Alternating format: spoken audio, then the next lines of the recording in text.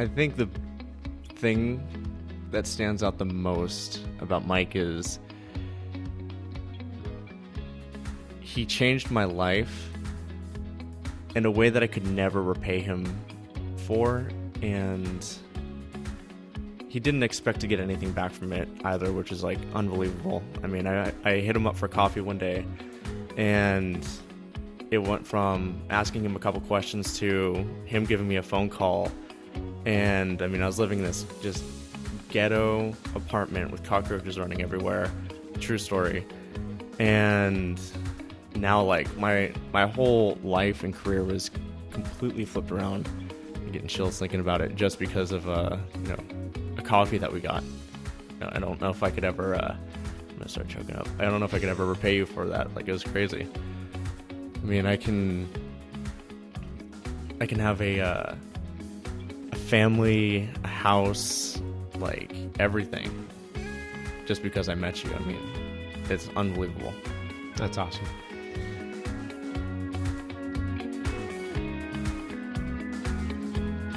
Well, this week is a little different. We've got another interview lined up, and welcome to the Mike Pincus Fitness Podcast. And my guest today is Cameron Harn. And you guys just heard a little bit about Cameron. Well, actually didn't hear anything about Cameron. You're going to hear a lot about Cameron. So welcome to the show. And thanks for having me. Absolutely. So I guess we're going to, probably the easiest thing to start on this interview is, excuse me here. Sorry, guys. Is that Cameron went through my mentorship program. And how long ago do we figure this out? 2016. I asked you for coffee in August 2016. So it'll be 3 years ago. Okay. So, but that wasn't the first time we had coffee. It was like a year before. You had reached out maybe a year, 6 months before you had reached out, or maybe we met at Tim's place at RX. We had met at Tim's place, talked a little bit, but the thing is, you and I, like, we had come in, I had heard of your name. We had come in the passing, just because this is a small town. Mm-hmm. But I never really thought about reaching out to you. And then, we talked for quite a while over at Tim's place, and nothing transpired from that. And it wasn't until, I don't know, I was at on my last leg that I was like, okay, you know what, I'm just gonna reach out to Mike. I remember talking to my wife about it. I'm like, I think I just need to shoot this guy a text. I don't know, I need to pick his brain a little bit. I'll go buy him coffee or something like that. She's like, okay, go ahead. That's a good idea. And so and I remember that having coffee and getting over to Starbucks and sitting down, and you had your notes, I think, on your phone, and you're immediately said, okay, here's my question. I'm sitting here thinking, anytime I sit down and I'm going to have coffee with somebody, knowing that this is going to be another trainer and this is possibly somebody that's going to go through the program, I give myself an hour because I can talk way too much, in case you guys haven't figured that out. So, you start in and you say, okay, I have one question. Like, I wish I had those questions still. I wish I could go back and look and see what it was. And like, okay, fine. I guess I don't know what we're going to do for the next 45 minutes. But so you asked the one question. And if I remember correctly, I think it was actually about how do I raise my rates? Yeah, probably. I think that's what it was. And I remember saying something along the lines, it's not just a simple formula. There's a lot that goes into it. In terms of why are you raising it? And, it can't be just because I need to raise it, but, value and all that stuff. So, but the answer literally was maybe 5-10 minutes. Mm-hmm. And I'm still sitting there, and you're like, okay, well, all right, thanks. And I'm like, well, you can ask another question. And the look on your face, like, really? Yeah. I'm like, yeah, absolutely. And that's probably when I knew, for me, that you were the chosen one, as I like to call it, because I've met with a lot of trainers, and there's a lot of trainers that I've had coffee with that will ask me every question. They'll reword it different ways, And they know about my mentorship program, but they never bring up the fact that, yeah, I'd like to go through the program or anything. And I feel it's them trying to get some free information. And I'm fine with giving away the information to a certain point. But for you, it was this look in your eye, and what I was looking back at was me. And that's what creeped me out. I'm like, whoa, this is weird. And so whatever the second question was, we talked a little bit longer, and then we left. And then I, chat you with text, thank you for the coffee. And you wrote, no, thank you. And I'm like, no, thank you. And then it just all day, the rest of that afternoon, it just stayed with me. And sometimes they do, and sometimes they don't, but not like this. And I remember coming home and getting into the house, and Lisa had asked me, as she always does, how was your day? And I go through all the clients. I'm sure you do this with Justine. Maybe you do, maybe you don't. But I go through and I kind of explain, okay, well, let's see, who did I have at 7? Okay, and I explain, like if anything new was, like, oh, I had coffee with that kid Cameron. And she's like, what? And I said, Kid Cameron, he asked a couple questions. I met him at Tim's place, and he wanted to have coffee. And she's like, oh, yeah, well, how'd that go? And I said, it was good. And so I finished with the rest of my day, and she's like, what's up? And because she could tell there was something going in my mind. And I said, I think this is the kid. And she's like, what do you mean? And I said, so I was mentored by a guy named Jack Mogan back in 92. And he took me under his wings, and I think I even explained to you about that. It was a 6-month process, but I didn't even know it was happening. And we didn't call it mentorship or anything like that. He just said, kid, follow me, and I'm going to show you the way. And he was challenging me to take the NASM class, or the course, in 92. It was the first time it had come out, the first time it had left Chicago. It was formed in Chicago, and it came to LMU, Loyola Marymount, and I was in the first certification out of California. And he wanted me to take the class, or the certification course, but the stipulation was that he was going to train me. And I kept asking him, like, why are you doing this? He's like, and his answer kept being, you'll figure out one day. I'm like, okay, he's going to spring some bill on me. And I'm like, what the hell? And even when we were finished, I'm like, okay, I owe you a dinner. I owe you a vacation. And he's like, no. He's like, and he was so excited when I passed. And not only passed, but passed with flying colors because of his help. And back then at NASM, they actually had a whole section of mentorship. Not mentorship, of the business side of personal training. And, okay, now that you're a trainer, here's how you go and sell yourself. Well, they took that out, and for whatever reason, to my knowledge, I don't know if there's any certification that actually does the business side of it all. So he just kept saying, you'll figure it out one day. And it was that time at having coffee when it hit me. I'm like, this is the kid that I am supposed to basically pass the torch over to. And not by any means, I'm not going anywhere. For any of my clients, don't worry. But it was the crazy part, I think, probably for both of us, is I didn't even know your story. Like, I had no idea. You were asking me a few questions. I assumed you had a full load of clients. I assumed you were extremely busy. I had no idea that you'd been, I think one of your great lines is, you spent as much time in the industry trying to get out of the industry. Yep. And I had no idea any of this stuff. And so when I had said, I'd like you to go through the program, and I specifically remember saying one stipulation is that you do everything I tell you to do. You can question anything you want, and I'll explain why, but I know it's going to work. And then the other part was, we need to meet with your wife, Justine, because she needs to be on board, because this is definitely a couple's support system. And you're like, she's on board. And I'm like, okay, we start tomorrow. And we hit the ground running. And, and I know I mean, you've said it to me in the past, and I know how much you got out of it and what it did for you and your family. And now I understand. I mean, as I was going through the process, I understood why Jack did that with me. As much as you received, it was even more for me to be able to share all that information with you and to see it work. Yeah. It's like I knew that it had worked because it worked for me and it worked for other trainers that had gone through the program. But to see it, completely unfold right before our eyes. And I mean, you are hitting strides way faster than I even expected. I mean, I remember one of your things was that you wanted to pay off X amount of debt in a year. Oh, yeah. And you hit that, I think, at 7 or 8 months. And I remember you sending me a text. I'm like, wait, what? Yeah. I had over 10 grand in debt.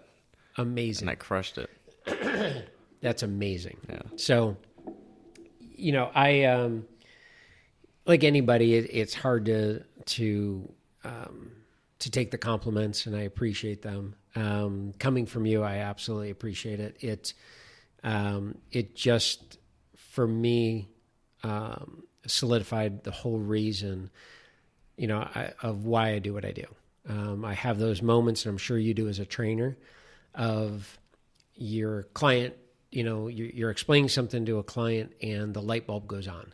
And you're like, and now for the first time, and maybe this client had trained with 3 or 4 other trainers, and this client's coming to you and you're sitting here dispelling these myths, and you're like, you gotta be kidding me. Where did you hear this stuff? And she tells you, and chances are you may even know the trainers. Mm-hmm. You're like rolling your eyes, and then when you explain it and the light bulb goes on and she sees it and you see it, and you're like, oh, that's the best. Mm-hmm. So as a trainer, that's awesome.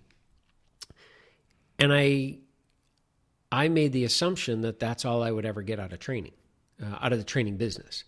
And then when the mentorship program started 15 years ago, I guess, maybe 12, 15 years ago, I've had some really good moments where the trainers get it and they report back, yes, it's everything you told me, it's working. And I talk to the docs that are now working with them. They're like, oh my God, this trainer's great. And, thank you for referring them to me. And we're doing great business together and blah, blah, blah. And I'm like, oh, that's awesome. It was never that, I guess I was never expecting that a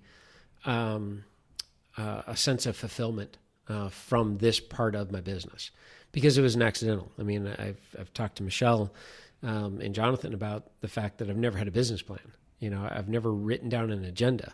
So this was pure accidental that it even happened. And that's back in the day of probably almost 20 years ago. Tim from RX asking me, hey, this kid's wanting to leave corporate 24-hour fitness.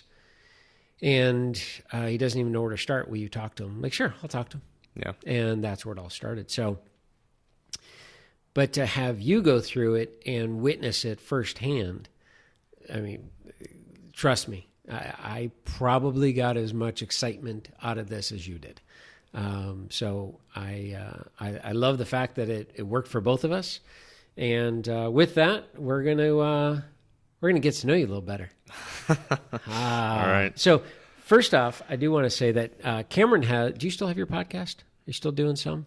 Yeah, I'm going more into like the YouTube thing right now. Okay. All right, cool. I still have a few that are in the docs that I need to edit and get out there. So yeah, Principles of Fitness. Yeah. So Cameron has a podcast called Principles of Fitness. And when I asked him to be on this podcast as somebody I can interview, his response was, it's almost 2 years to the day that we did. Yeah. It's crazy because I couldn't tell you what day we did it. And so it's just bizarre that's when I asked you to come on and do this. I think I released that episode on June 16th, but I know that we recorded it a couple days before that. That's crazy. Yeah, because I know Madison had been born, and then, right. Yeah, it was just like, bam.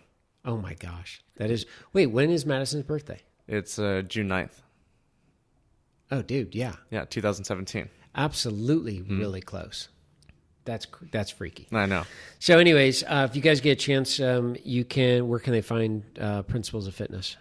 I mean, it's on iTunes podcasts, Okay. SoundCloud. Okay. And I Perfect. think it can be on like anything I know else. there's at least 30. 30. There were 21 episodes. I stopped at 21. Okay. And I've got I still have like 4 in the doc that I can release. And they're really good as well. Sorry, guys. I'm on the first one. And First and the third. First and third. And you'll hear a lot of what I talked about in my first through third, my podcast here, just kind of my backstory. And but you had some really good interviews with other trainers and everything. So we'll be excited to see what goes on with YouTube. Let's see, what's your story, dude? Where'd you grow up? Grew up in Simi Valley, went to Royal High School. From Royal, didn't know what the heck I wanted to do with my career. I knew that I wanted to be a competitive track and field athlete, try to get a scholarship somewhere. So reluctantly, I went to Moore Park College, and I asked my counselor one day, what class can I take to help improve my skills in track and field, or knowledge and strength, just to be a better athlete.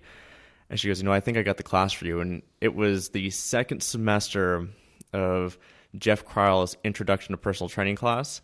And if you have the opportunity to, you got to get him on this podcast. Yeah, I would love to. Jeff he is such a remarkable individual. I remember sitting in that class on the first day, and it was like the hinges blew off the door. I mean, the guy had so much energy. It was electrifying.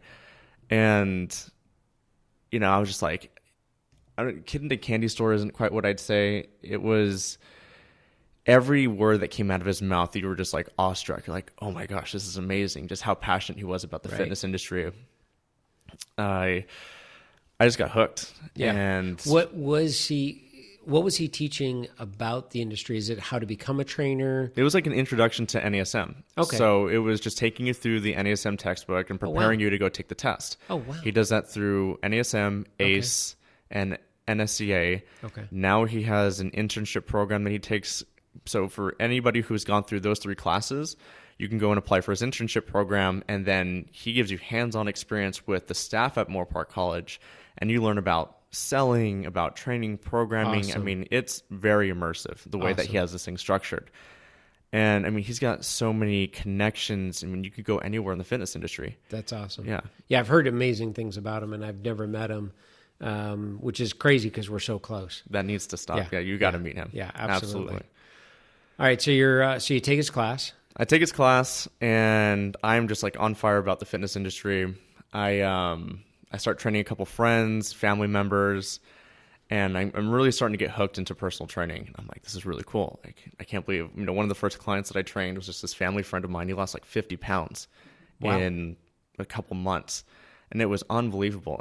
You could see somebody transform like that, and how good it felt to help somebody else out. I think that's one of the big reasons why we all get into this. We realize that fitness does something for us, and we can give it to other people, and they can, it's like what you were saying. You see that look on their face of it clicks. Yeah, it's amazing. And it's mind-blowing. So started doing that, and then, tried to do corporate, tried to do Gold's Gym, absolutely hated it. I was just like, oh my gosh, just the worst. And at the time I was running track, my coach is like, I'm doing the personal training thing and trying to run, trying to go to school, trying to figure out what the heck I'm going to do. I remember he told me, go do a cool down lap by the park near your house. Okay. So I start doing that. And as I'm running around, I see this kid and his dad, and they're doing 40-yard starts. And he's got his hand placement the incorrect way. And I noticed that, and I'm like, should I say anything? I don't know. I don't even know if I want to go over there. I'm just doing my thing. I'm like, you know what? Screw it. I'm just going to go over there and say something to him. So I walk over and I'm like, hey, I don't mean to intrude or anything, but if you just did this, if you put this hand down instead of this one, you're going to be able to run faster because your body's trying to adjust something that's just not right, and you're losing time. And so he does that. They go back and they test it, and he shaved half a second off his 40. That's crazy. And his dad's like, whoa, what do you do? And from there, that's where my business kind of started. Yeah. I picked up a couple clients from him, and then that led to more and more, and a lot of bad business decisions with that. I'm like 20, 21 at the time, something like that. Yep. And I have no idea what the heck to do. I have no idea what direction to take this. I'm just like, it's fun at the time still. I was charging like $20, Mike, to train Yep. people for an hour. That's Yep. what I thought my value was. Yep. I had no idea. I'm like, I don't know. I just want to do this because I love it. Like, you Right. know, just pay me whatever you think. Yep. You know? And so I started hopping from place to place, and I didn't know. It was interesting because it was like one door would close, another one would open. You mentioned earlier that I had tried to get out of the fitness industry as long as I stayed in it. Yep. And I didn't learn this until recently. My mom, I had a conversation with her. She's just like, I don't know why you're meant to be in this industry, but there's definitely something that, you're meant to be, because she told me that she would pray at night that I would get out of the fitness industry. Really? Yeah. Wow. Yeah, like she wanted me out. She wanted me to have like that 9 to 5 with benefits and whatnot. And I tried to get into law enforcement, and Now I remember that. yeah, that was the worst, man. I remember you told me, you're like, you know what, I'll shoot you in the head for $60,000. Exactly. I'll point a gun at you, no problem. Yeah. And Oh my God. yeah, I am so thankful that I didn't do that. Yeah, 'Cause- so am I. You're actually the second person that I actually told that to, because a friend of mine, female, wanted to become a cop. Yeah. And I said, "What's starting pay?" And at that time it was $35,000. And I said, "I'll give you $35,000 to point a gun at your head and tell me you want to be in that." Yeah. So She was smaller than you, so it would have been fine. Although I think she could still kick my butt. oh man. So, I tried to do the law enforcement thing, and it was like, it's like you're trying to fit a square peg into a round hole. I would try to do all these different things, and it just wasn't working out. It was like I wasn't meant to be there. And I mean, it took a long freaking time for me to finally, at least until I met you, for me to finally go like, okay, I'm going to plant my feet and grow.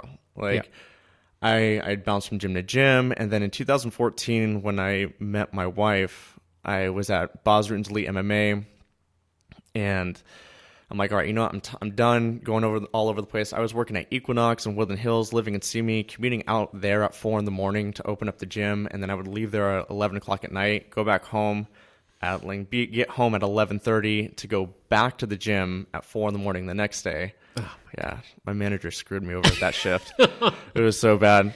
Yeah. And I just thought to myself, I'm done. I need to find one spot and just stick with it.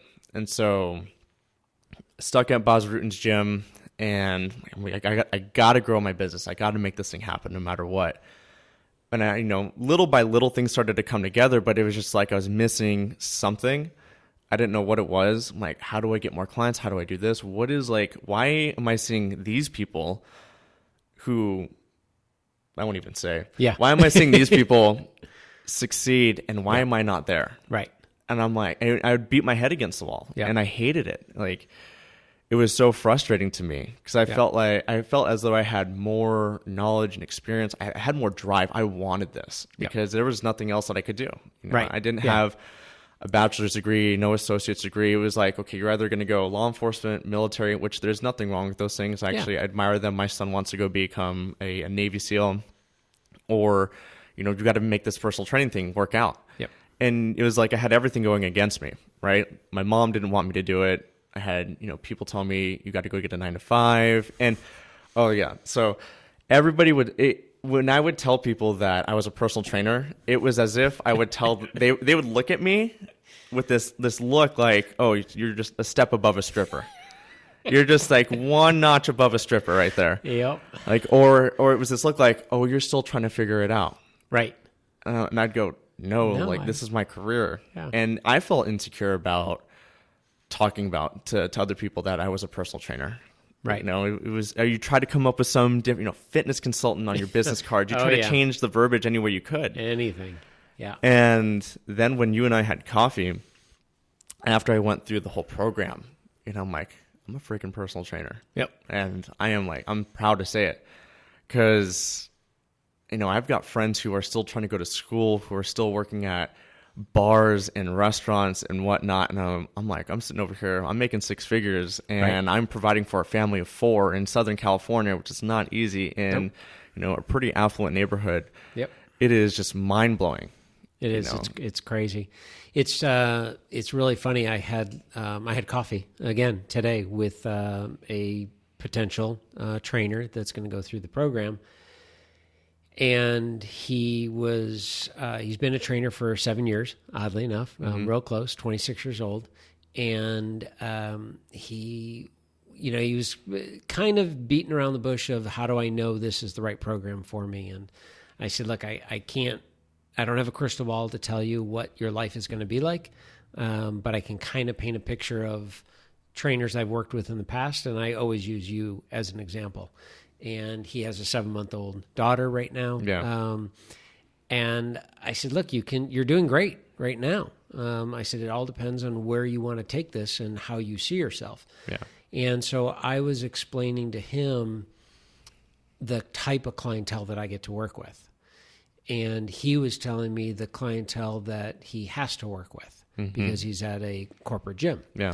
And I'd say when you get to pick and choose your clients, not because you are somebody special, but because you know that you vibe together and that there's that deeper connection. Oh, man. And that's stuff you and I talked about. And he kind of was looking at me like, I'm not sure I understand. So I went through and explained. And I said, perfect example is I have a client of mine that we will be together 23 years in August. And my youngest daughter is 22.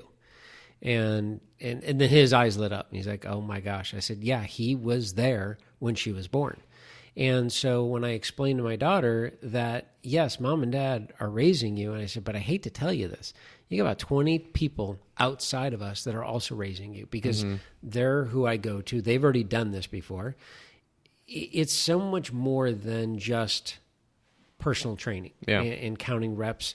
Gunnar Peterson said it the best I've ever heard. It's not about sets, reps, and protocols. There's nothing to do with that. It is all about the human connection. Totally. And so when you get that and you understand that, to be able to say you're a personal trainer, you know in your mind you're much more than a personal trainer. It goes so far beyond that. But it's titled as a personal trainer. And when you're confident in saying it because you know what the meaning is, it doesn't matter. And I almost now look at that. And trust me, I was exactly where you were with, oh gosh, they're going to ask me what I do. And, first I would throw and say, well, Lisa's a business manager. And they're like, that's really good. Yeah, she's very professional. Yeah. What do you do? I'm a fitness trainer. Oh, what gym? And I'm like, well, I don't train clients in the gym. I train clients in their home. Oh, so do you bring all the equipment? No, they actually have all the equipment. Oh, wow. And then it just immediately, it's a whole different world. And I'm like, well, hang on. There are trainers in gyms that are also very good too. So I now get to the point of, because I'm so confident in what I do, and you should be the exact same way in this, you're extremely proud to say, I'm just a fitness trainer. Yeah. Because, dude, you have no idea, unless you actually go through a training session with me, they never get it. And then when they do, they're like, wait a minute. There's so much more than just telling me what to do here. So that's awesome. That's really cool. Let's see. What was high school like for you? Interesting. Oh man, I went through. Tell me you were 98 pounds and I'm going to shoot you. Oh no. Oh, no. When I was no. When I was you silly 13, boy. I was 83 pounds. When I was 13, I was 83 pounds. So I was sixth grade. I was old for my high school student, man. I mean, and it's not because I'm dumb or anything. I started school I went to a private school when I got in to like foundations, and because my birthday month was late, they held me back. Yeah. And so I was like, 16 as a freshman. So I was like driving. I was driving a car and everything. I mean, it was crazy. It was awesome. But I was so, I don't know, it was like weird, awkward. I don't know. I had very low self-esteem. I still think to this day I have not the greatest self-esteem. It's still something I'm trying to work on. Yeah. And I don't know, you just like, I had, groups of friends, pockets of friends everywhere. Right. I remember just started like getting to football, into track. I started lifting, got absolutely addicted to lifting. I mean, to the point where I would walk to 24-Hour Fitness from Royal High School, which I don't know, maybe like a mile. Oh, yeah. Maybe a little bit more than that. Yeah. And eat my peanut butter and jelly sandwich as my pre-workout, go in with my wife beater on and a spiky hair and just start doing whatever I could. And it was just so much fun. That's awesome. And then ran track. Hindsight, I really wish I had applied myself a lot more in high school, just through like education. Don't we all, dude? Oh yeah. Come on. Yeah. I mean, Yeah. it's, you're just like, you're in the moment as a high school student. It doesn't even matter. So it was, interesting is the best word I can put to high school. When you ran track, what was your event? So in high school it was the 100 and Okay. the 200, 4x1. They threw me in the 400 every now and then. I did shot put, did some throwing events and stuff. Okay.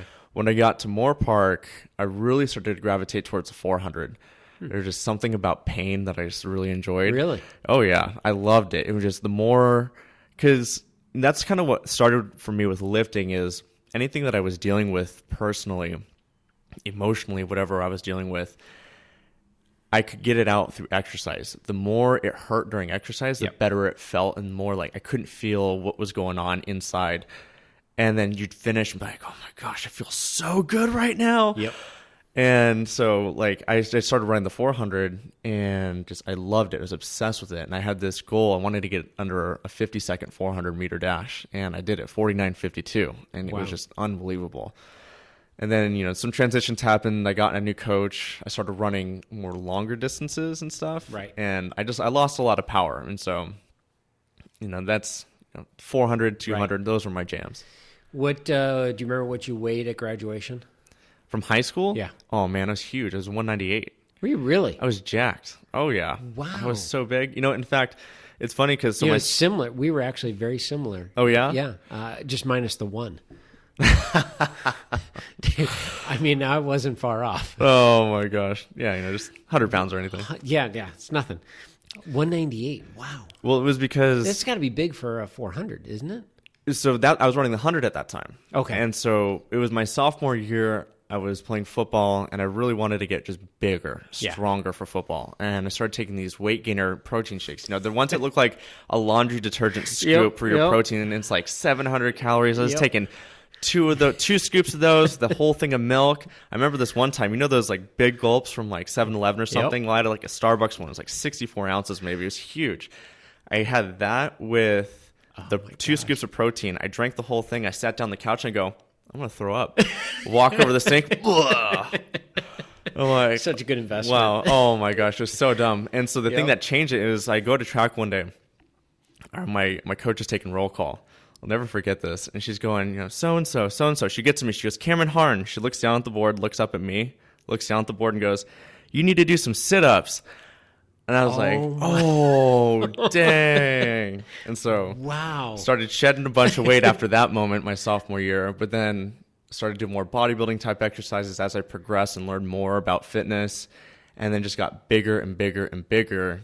And getting out of high school, I was like 198 pounds. Wow. That's crazy. Yeah. Absolutely crazy. Let's see here.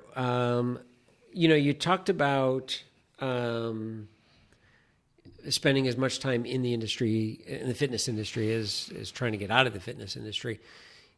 Can you remember 2 of the main challenges you had back then? That whether it was directly dealing with clients, picking up business, or what do you think the biggest challenges were for you? The first one off the top of my head is at zero self-worth. I didn't value myself whatsoever. I was charging people initially $25 a session. Right. And it was just, I loved doing what I did, but I absolutely did not value myself and my service when I should have. Because I think if I did that earlier on, I could have built a business more quickly maybe. Right. A better business. And I wouldn't be moving from place to place. I should have valued what I did a lot more because I know that I can have a stronger influence on people now, and people take you more seriously. When you're charging nothing, people don't value that. Yeah, absolutely. Yeah, like, and I think we all went through it. I know I went through it myself as a trainer. I'm sure that's probably a common thing. Were there any other challenges? The other challenge I think I faced was just trying to grow my business. I mean, And I had a difficult time because I was bouncing all over the place, and then just going through a lot of other personal challenges and stuff. I mean, trying to figure out what you're going to do. I was bartending for a while, and that was because, so in 2013, so it was November 2013, I was working for this company, and I thought I was just on top of the world. You know, I'm making a pretty decent amount of money for my age and for, like, you know, what I was doing. And I'm feeling like, I'm the shit. Mm-hmm. And I remember November, it was like just after Thanksgiving hit, I lost 4/5 of my business. I saw my income drop by 4/5. Oh my gosh. And I was like, what the heck am I going to do? And like everybody started dropping off. And again, I think that comes back to low self-worth. Comes back to just like, I wasn't connecting with people. I was just kind of like, I was doing my thing. And I used to pride myself on being the trainer that, you come in, I give you a good workout, you leave. That was it. That was the end of it. I never thought about going deep with clients, never thought about connecting with people. And that just like, that sucked, Yeah. And I'm like, okay, well, I'm going to go bartend, and I'm going to, because my buddy has a bartending business, and, we have fun, we do this, and, I'll try to make up money that way. I applied from November, December, horrible months. January, just even worse. February, I'm like, crap, what am I going to do? I need to go and apply for a corporate job again. I hadn't worked for a corporate company in a long time, right? Like several years.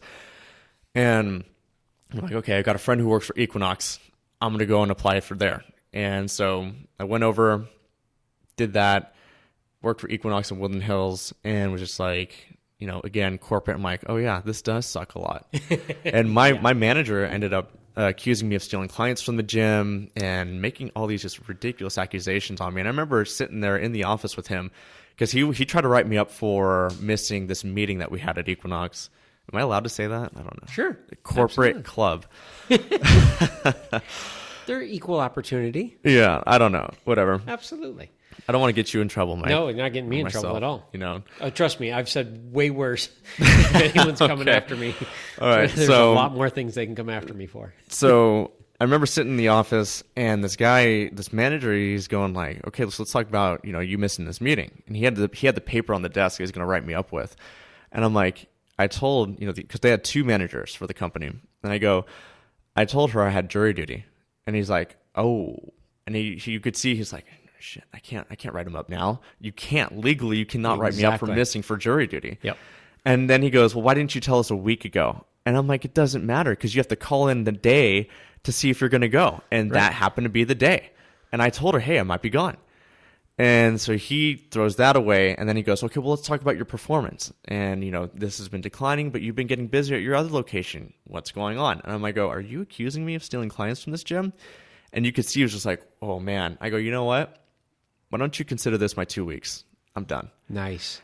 And then, I was like trying to finish my shift that day. He comes over, he goes, here's your final check. Leave. Wow. Yeah. And I go, wow, that's ridiculous. Nice. And so I leave, don't turn back. Yep. And that was it. That was the last corporate.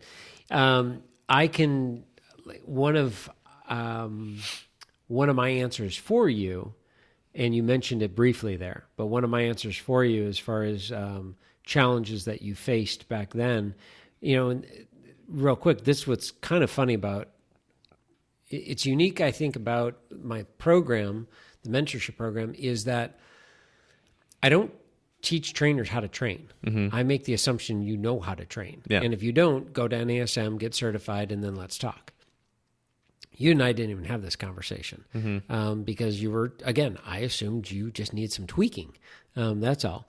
And one of the things was that, and you had told me, I didn't ask like, how does an actual training session go, but it was something along those lines. And I knew right then and there that there was no, you didn't have the connection with clients. And that's something you had said was, you didn't feel that they were going to stay around for the long haul to be able to learn everything you have to teach. It wasn't about stay around for the long haul and pay me years and years and years of money. It's, I have so much to teach you. I can't do it in 20 sessions. I can't do it in 10 sessions. it's going to take me a long time to teach you because otherwise it's going to be brain overload. And for you and many trainers, they don't have that connection. So what a lot of trainers try to do is lock them in, either to a contract or we're going to sign you up for 48 sessions or 20 sessions. And I remember telling you is that, no, if they want to write a check for 1, 10, or 20, it doesn't matter. If you're doing your job, they're coming back because they want more information because they sense there's more up there. And they just know that, okay, he's not going to tell me everything right now because it'll be way too much. And I can remember you had one client in particular, and I love sharing that story with other people, is that this was a client that you had that he was a great guy, but there was just, you didn't know what he was into. And I remember us talking and you had figured out that he was into gaming. And went and got a video game and started playing it. And it's like, I'm not into this, but this guy is. Mm-hmm. And suddenly you started talking about gaming and his eyes lit up like, wait a minute, you played a game? Oh, yeah, yeah. And all of a sudden, the two of you are talking gaming. It has nothing to do with fitness. Yeah. Matter of fact, as trainers, we don't want him sitting on the couch gaming. But you know what? They're going to do it. Mm-hmm. So if you have that connection and suddenly he was so eager to come and work out, and because now he's got a buddy to talk about, that's taking it to the next level. Yeah. And so many trainers, that's not taught at NASM, and you know I'm a huge fan of NASM. It's not taught on any level of any certification course. Yeah. They teach you how to be a trainer, and there's great certification courses out there for that. But it's that, at NASM, the course was actually called Interpersonal Skills. And it was, this is how you dress, this is how you look, this is how you smell. I'm not kidding. This is how you talk to clients, this is how you get clients, and this is your legal information you need. It was everything. It was great. That's where we learned. And then it was taken away because they didn't find a value in it. And I'm like, that's the most valuable thing. Are you kidding me? So anyways, all right, we're going to do a little speed round. How are we on time? Good? Favorite color? I'd say white. Dude, are you kidding me? I'm not, because it's a combination of all the colors. It reflects all of the colors. You get everything out of white. Okay, he goes deep. I'll with get a me little. on that one. Hey, Okay. you asked. I was not expecting white. No one has said white to me before. Well, good. Wow. Okay. That means I'm original. Clearly. Seriously, that one blew me away. Favorite sound? Favorite sound. I can tell you my least favorite really quickly. It's when people lick things off their fingers. That drives me freaking nuts. Yeah, that. Oh, man. I'm like, use a napkin. You sound like my kids. Yeah, right? I don't know. Anything that has to do with, like, physical exercise. Silence is pretty nice, actually. We don't get a lot of silence. This is true. He has 2 kids. Yeah. Yeah. I will take silence. It's like from... My wife has to deal with this a lot more than I do, but man, from the moment they wake up to the moment they go to bed, and even everything in between, there's just non-stop noise. My son loves to do gun noises, so every moment in the car, it's and you're just like, oh my gosh, I'm gonna lose my mind. Yep. I'm gonna go with silence. I like that one. It's my favorite sound. That's good. Favorite food? Favorite food? We're going more plant-based these days. Okay. We eat meat on occasion. I do love salmon. I love, pretty much anything that my wife makes is exquisite. He's so smart. She's so become smart. such an incredible chef in the kitchen. And, it's interesting because I could eat the same thing every day. Yeah. I don't care. Yeah. She can't do that. And so she's always trying to look up new recipes, and she tweaks things and adjusts them, and she's like, try this out. And it's like, whoa, this is really, really good. Awesome. There's also this new place in town called Made in Italy that's really bomb. Oh, isn't that great? Yeah, you've been there? It's yeah. So good. Yeah, absolutely. Least favorite food? Least favorite food? Freaking anything that's like super carby. Chinese food, maybe. Okay. I like feeling good after I eat. I like Right. feeling I have energy and I can go work out. I hate feeling like crap after I eat. Yeah. And I can't stand it. Favorite music? Favorite music? Oh man, I gotta go country music. I go country music. I'll do house music. It's those two, they're so different. Have you ever combined them? So Diplo played this year over at Stagecoach, and I didn't get to hear that set, but I would have loved to be there. That's awesome. Favorite curse word? Favorite curse word? I don't know, maybe like fuck or shit. Okay. Favorite word, period. Favorite word, period? Just favorite word. Equanimity. It's a new one that I just learned. I just started doing this meditation thing on my phone. It's called Waking Up. And Sam Harris throws in that word every now and then through the process, through the lesson. And I love the way that word sounds. Awesome. Least favorite word? Least favorite word? It's so random. It's butterscotch. And that just came from when I was a kid. I don't know. Butterscotch just drives me nuts. Wow. Who would you like to have dinner with, dead or alive? Ooh, that's a good question. Dinner with, dead or alive?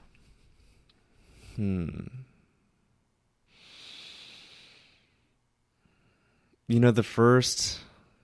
And it's not like my brother's gone or anything. I think my brother, he's going through some crazy things right now, and he lives in Bakersfield now.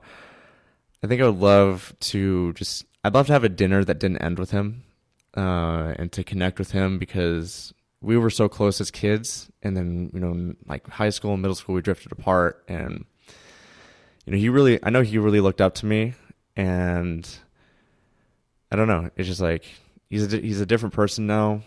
I hope he's happy, but I wish I could have been a better brother to him, and I wish that he and I could have dinner, because he's planning on moving out of the country and stuff.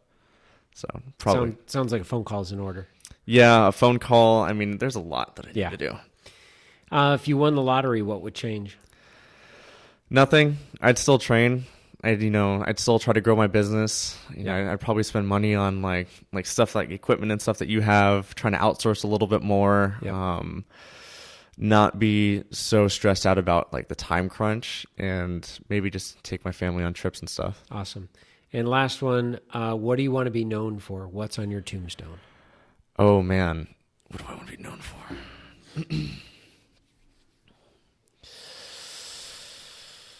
So this thing, I think you've mentioned before, like discovering your why. You and I actually went through the course of discovering your why, and I think this has been such a long process, but what we do as personal trainers, I think one of the biggest things, if not the main thing, is we help people, we enhance or optimize people's experience in life. Whether it's, training, you can get so many cognitive benefits out of it. You can help, take away pain from people. You can help them do things that they've never thought that they could do before. And you make that experience, life is an experience, you make it that much more rich. Maybe that I helped as many people as possible enhance their experience in life, and made it that much better. And that I was just that was a good husband and father. That's awesome. The biggest thing. I want to make sure that my kids are taken care of, that they are a light into society, and that I just did a good job. Awesome. Very cool. Yeah. Well, thank you for being on this. Thanks for having me. Yeah, absolutely. I was really looking forward to today. I knew when I looked at my schedule and saw that this is what we were doing, I was really excited and amped up for it. So thank you guys for listening. And if you would like to find more on Cameron, check out the Principles of Fitness podcast. And where are you on YouTube? YouTube will just be Cameron Harn. Okay. And, Instagram, same thing. It's Cameron Harn. Okay. You can expect a lot of kettlebells and stuff like that. He's a crazy freak with kettlebells, guys. Yeah. He loves them. They're fun. Well, maybe. If you're into that kind of thing. Like totally destroying yourself. Like I said, you hate what you do not understand. And I don't understand them twice now. But if you guys enjoyed this, please rate us. Give us a thumbs up, 5 stars. check us out wherever you are listening to podcasts, and find us on Instagram, Facebook. That's about all where we are right now. And for every 5-star review that you give everyone, Mike is going to give you 10 free training sessions. So just make sure you take him up on that. I will back you up with That it. will be proctored by Cameron Harn. So absolutely. Thanks, guys. Thanks for listening. Have a good week.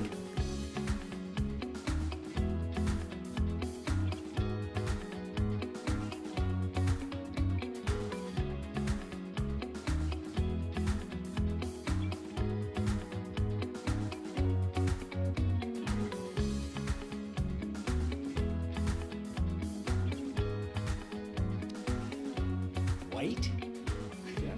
The frickin' it's not even a color. It's all colors combined. But I didn't say what. Give me a color that all colors are combined. Which favorite color? White. It's white. Yeah. White. I had an enlightening experience and I'd have to say white. Clearly. Holy moly. Oh, that's good. That's fun stuff. You gotta make it fun for people. Oh, they're gonna have fun with that one.